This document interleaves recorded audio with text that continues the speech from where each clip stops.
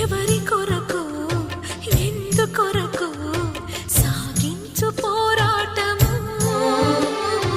ఇల్లు విడిచి పల్లె విడిచి ఎన్నాళ్ళు ఈ నరకము